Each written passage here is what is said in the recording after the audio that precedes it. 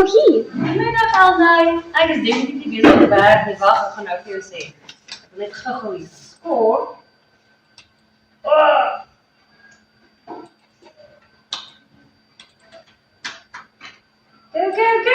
Yes. Waarmee help ek jou? Vertel my meer van hierdie e-sport. Wat presies behels? E-sport is 2 afdelings. Ons het Minecraft en ons het Rocket League. Hoe word die kinders gekies vir Minecraft? Minecraft is in kwartaal 1, graad 1 tot 3. Kwartaal 2 is dit graad 4 en 5 en kwartaal 3 is dit 6 en 7. Nou enige iemand kan inskryf en dan kies ons die top 5 per graad om deur te gaan na die volgende ronde toe. En Rocket League, hoe word daai spanne gekies? Rocket League is lekker want ons kies nie die spanne nie, die kinders kies hulle eie spanne. So dis die kinders se verantwoordelikheid om hulle groepie van 3 bymekaar te maak. Is daar enige wedstryde teen ander skole? Met die eksterne wedstryde van Rocket League speel ons teen Kiro skole en ons het al teen Grey College ook gespeel.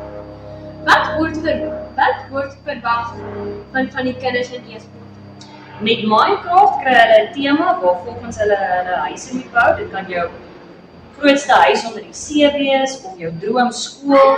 Elke jaar verander die tema en met die Rocket League is dit maar net eenvoudig wedstryde. Ja.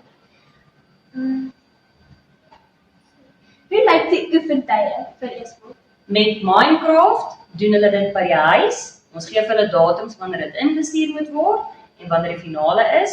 Met Rocket League is dit direk na skool op 'n donderdag van 3 uur tot 5 uur hier by die skool. Wat kry die wenners in die toernooie?